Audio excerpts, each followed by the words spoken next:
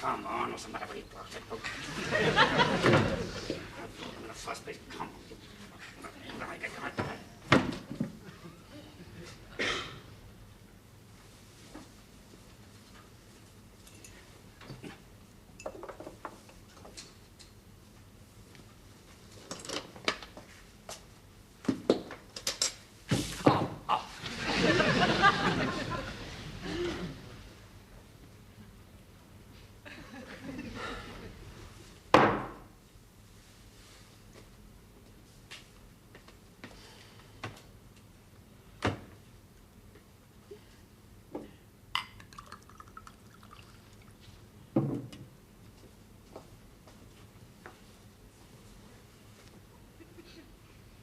Hello.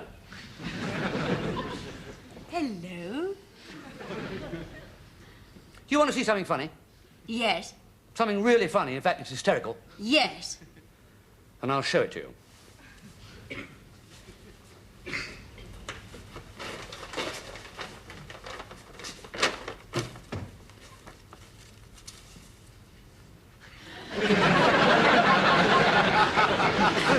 What is it? It is a fully grown carrot from our allotment. It's not very big, is it? I'm glad you noticed that because it's crucial to what follows.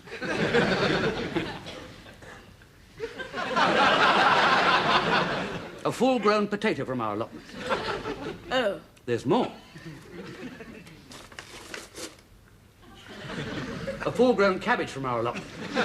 Are you sure it's not just a big Brussels sprout? No, I didn't bring any Brussels sprouts. They were too small to find.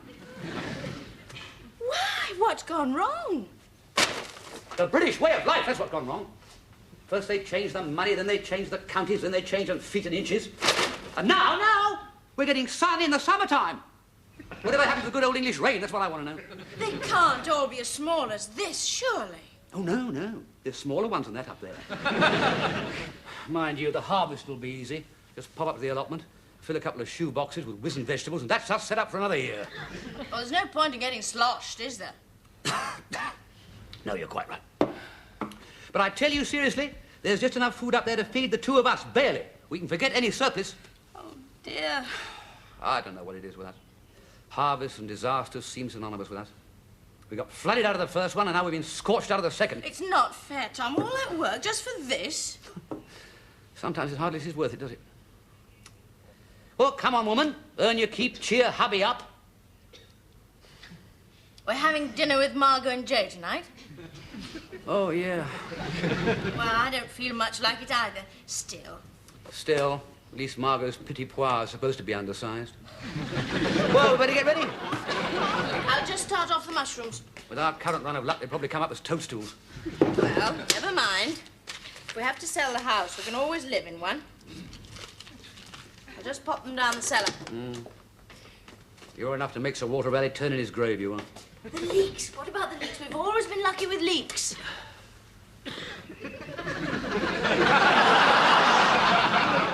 That's not a leak. That's a dribble.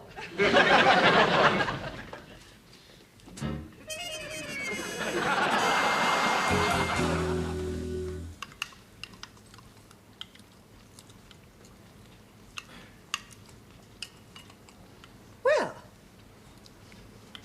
Yes? nothing really. Oh.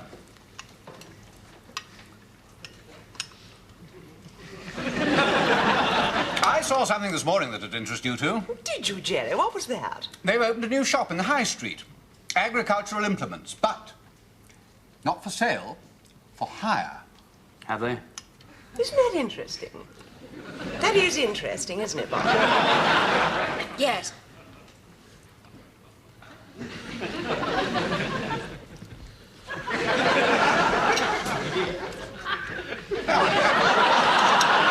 What? Nothing.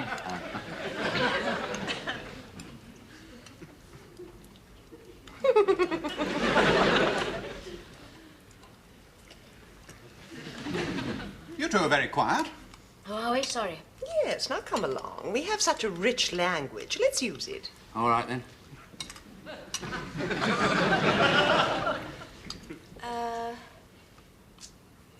I finished. I finished as well. Oh, yes. Have you finished, Jerry? Yes, thanks, darling. And I finished too. It's a rich language, isn't it? I'll get the coffee. Yeah. I'll get some liqueurs. Oh, now, brandy, whiskey, port, sambuca, terps. Please.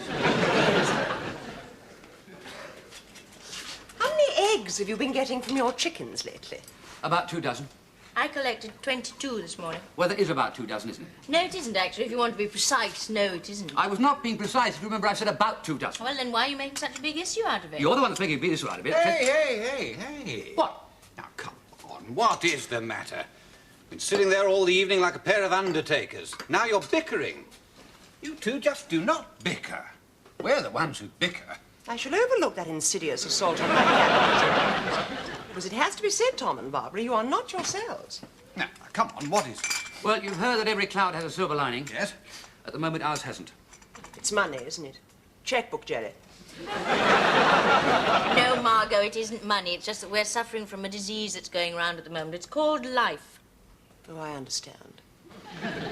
If that man could have seen your poor little face as you said that, Barbara, even he may have had the common decency to resign. Who? Callahan, of course. It's obvious. No, it isn't. Well, who else's can it be? It's just circumstances. They've just got a bit on top of us, that's all. I know what you two want. A break. Oh, yes. Good idea. We've got 59p. We'll have a couple of weeks in Acapulco. You meant something like a long weekend. Jerry, 59p wouldn't buy us a long 5 minutes. But I've already offered you my checkbook. Mine, actually. Look, whoever's checkbook it is, no. Thank you, but no. Of course. What, of course? I have just had a brilliant idea. I know of a very nice penthouse flat in Mayfair that you two could use absolutely free. Oh, do you? You haven't told me of any such flat. It's Robert's. Oh, I'm sorry, Jerry. You have told me about it. It belongs to a friend of ours. He's gone to Tehran for 6 months, and there's an open invitation for us to use it. You know, if we come up to town and see a show, have dinner, don't feel like driving back, or for friends of ours to use it. Well, your friends, use it. Get away from it all. Get away from it all in Mayfair. Well, I know that normal people generally get away from it all in a remote cottage in Norfolk, but I mean, you're not normal people. Right, Jerry. No, you know what I mean. You don't want to get back to nature. You want to get away from nature. You know, soft living, all mod cons, push-button controls, colour telly. Decadence. Hedonism. Self-indulgence. Laziness. Sloth. There are black silk sheets on the bed. Filth. Tom. What about it? We can't go. Oh, come on. Why not? Well, I know we've got very clever chickens, but they have yet to learn to milk the goat. Of course, and then there's all the feeding. We'll just leave them enough for 3 days. I'll go. You can't put a lot of food down in front of our animals. They just scoff the lot. They're not over-interested in planning it as breakfast, lunch, and dinner for 3 days. Stupid beasts. What about the Yellow Pages? There must be a rent-a-swineherd outfit or something. Do you want to look, or shall I? Yes, you're probably right. I should have thought the solution was obvious. Jerry and I will look after things. You? Yes. Margot, that would be like asking Pavlova to play rugby league. It's a well-known fact that you and domestic animals are not over simpatico. I know, but my thoughts have flown elsewhere. They have flown to a flotilla of little ships, making their way down the Thames estuary and out to sea. How many have you had? I am talking about Dunkirk, Jerry. My point is that the men sailing those brave little ships didn't want to go any more than I want to play about with grubby animals. But those soldiers were on the beaches, and the ships went. You are those soldiers. Are we? Yes, battle-weary, near to exhaustion, in need of rescue. And I think it's about time that Jerry and I slipped our moorings.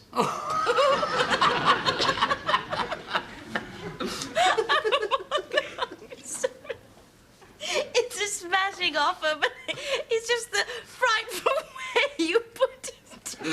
Slip our moorings. Anyway, darling, you've got them laughing for the first time this evening. Yes, I suppose I have. May I say something? Certainly, Tom. Well, should you collect any barnacles going across the channel, may I volunteer to scrape your bottom? Is that it? Yes. More coffee?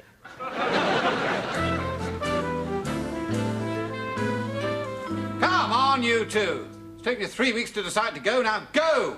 We're nearly ready. Now, you have got those few notes I gave you about the things to do, haven't Yes, I have.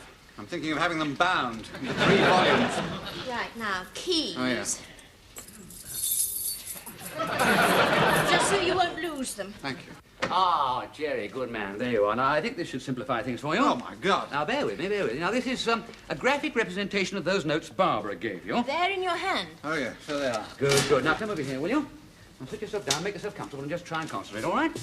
Now, then, once you understand the key to this, it's perfectly simple. It all depends on colour coding. Whereas these notes, they go under the headings and the subheadings. Oh, do they? Now, concentrate, because I only want to do this once, all right? Right. Now. Red is for the pigs. Yellow is for the chickens. And blue is for the goat. Now, take red. That's pigs. Very good indeed. Now, you come along your red line like this, right, all the way along a little red line, all right, until there's a little entry point represented by vertical lines. You come down here, there, and this denotes time of feed. Where you've written time of feed. Right. Now we come to chickens, represented by... The yellow line. Very good. Very good. Now, just to convince me that you've really grasped all this, I want you to do the next one all by yourself. Really? Right. He broke my board! Go! We're only trying to simplify It's things. simple enough even for me, for heaven's sake! You're only leaving a few animals for 3 days. You're not handing over the Serengeti Game Reserve. Sorry. I mean, I'm not a child, you know. No, I know you're not. Now, you better tuck those away or you'll get caught on something. Are those keys colour-coded? No. Right, better see to that. Get out! Get out! Get into my car and go!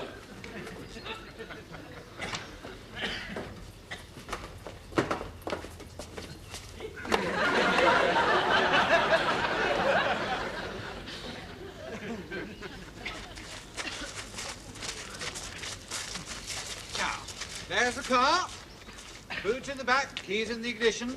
Not colour-coded. Get in and get out of my life. You are lovely, Jerry. You are lovely, Jerry. Did we say goodbye, Barbara?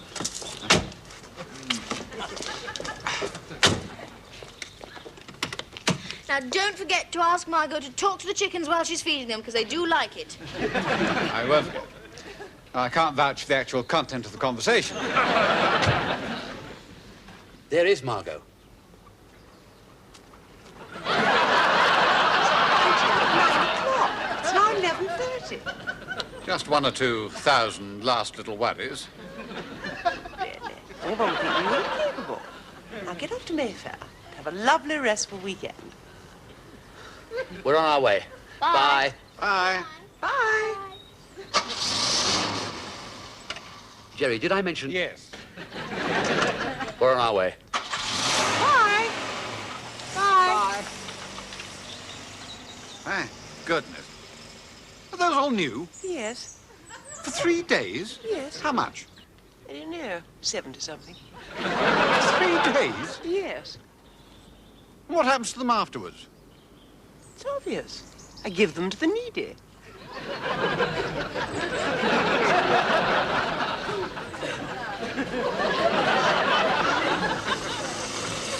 in Mayfair if you want us. There's the address. I gave you the address. Sorry, Jerry. Sorry, Jerry.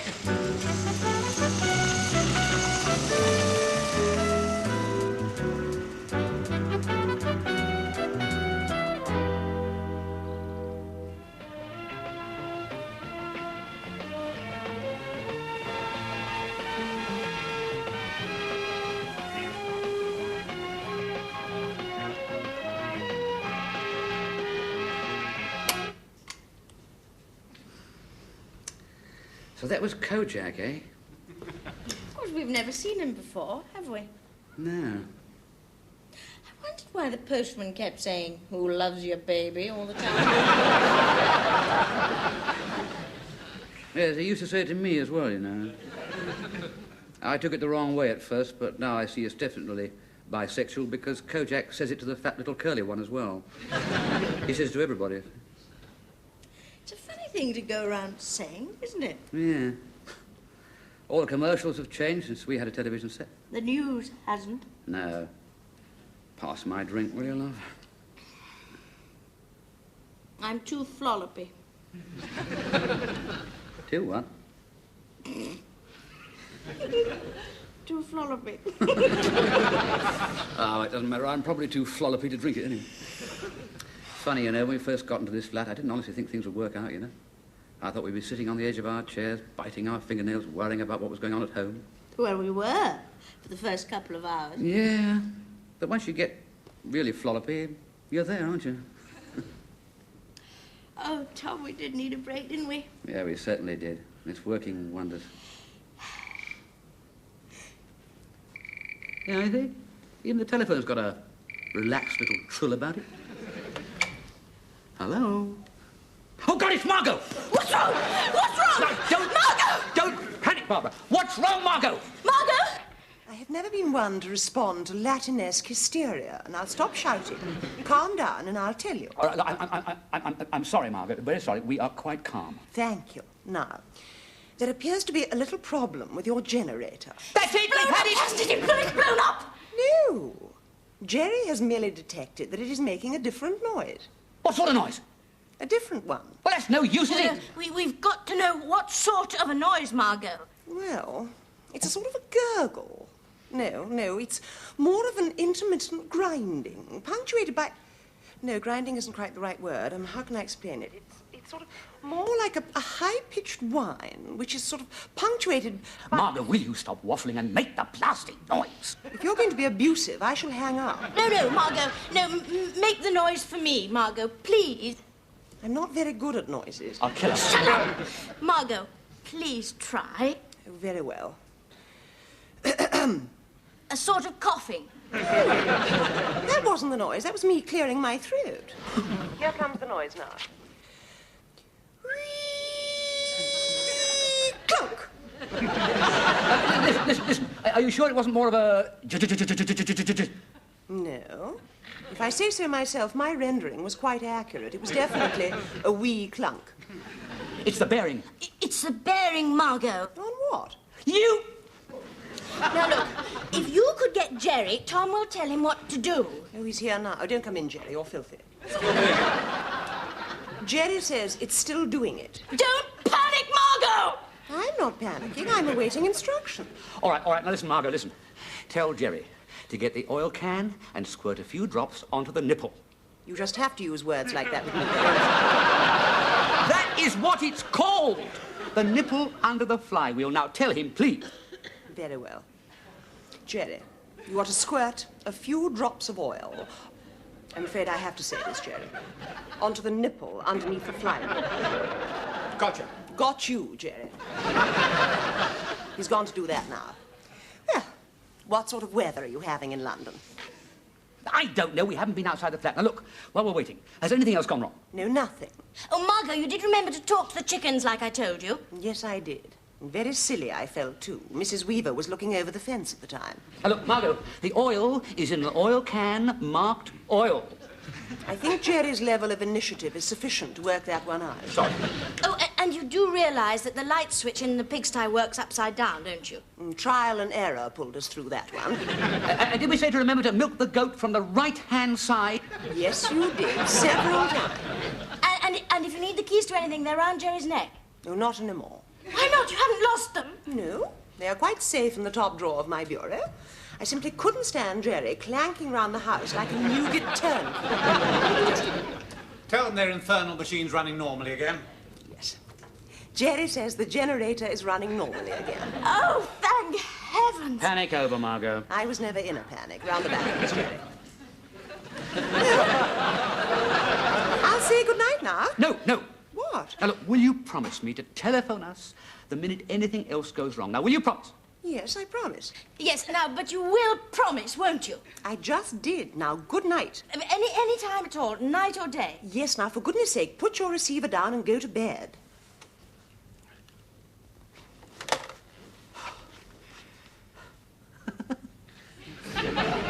We flapped a bit then, didn't we? Just a bit. Well, you heard what Auntie said. Go to bed.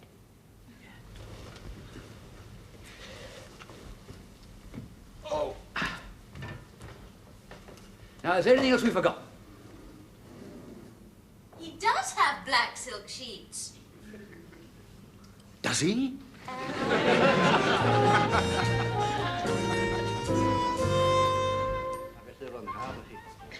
Und roedd wedi sgwennu bob blwyddyn adroddiadau fel meddyg yr ardal yma Tom, i'r cyngor de. it's 10 o'clock in the Ac mi roedd morning. bob amser yn rhoi Is it? paragraphs a Oi, I was watching that.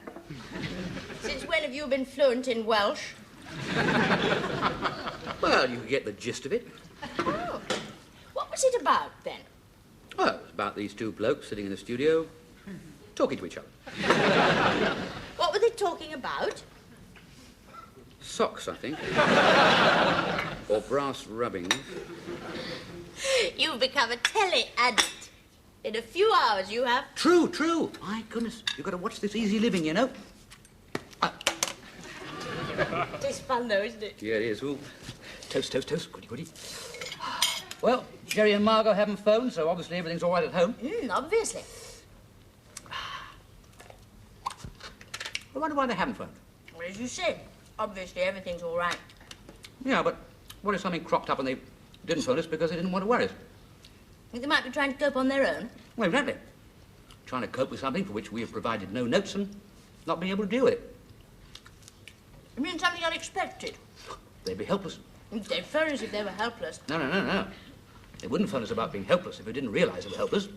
You mean to say they've got a crisis on their hands and they don't even know? Oh, it could be. I mean, you see, they don't know what to look for, do they? I mean, if they saw a chicken lying on its back with its feet in the air, they'd probably just say, "Oh, how quaint, I didn't know chickens sunbathe."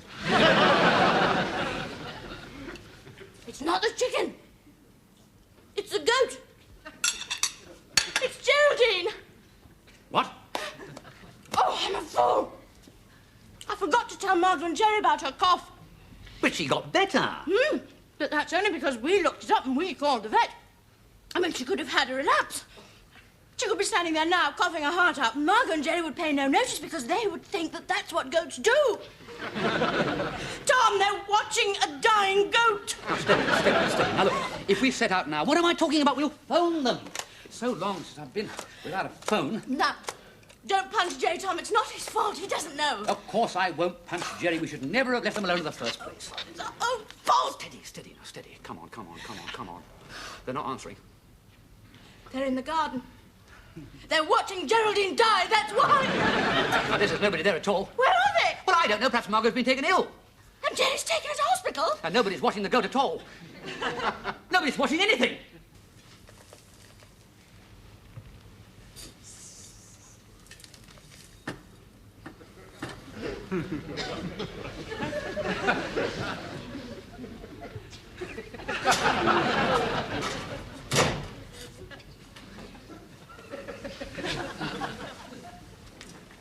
Margot, I don't honestly think that goat wants its horns polishing. And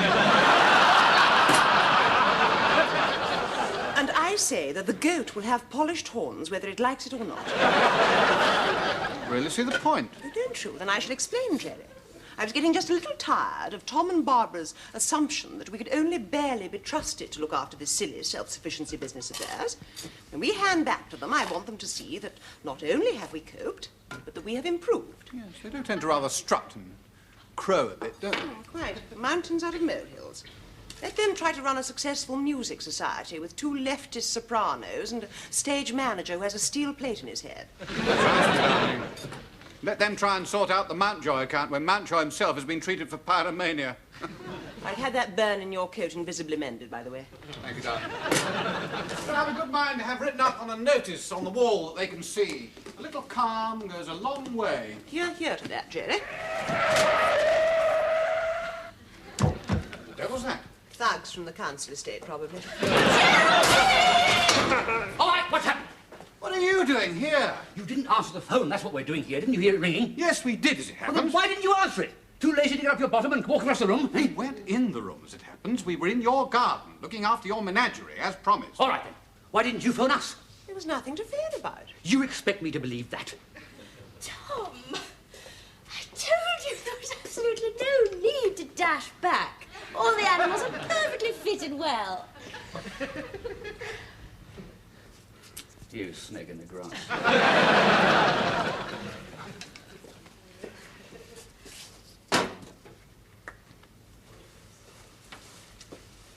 Well, here we are then. Yes, we can see that. Just popped round to see how you were. No, you didn't.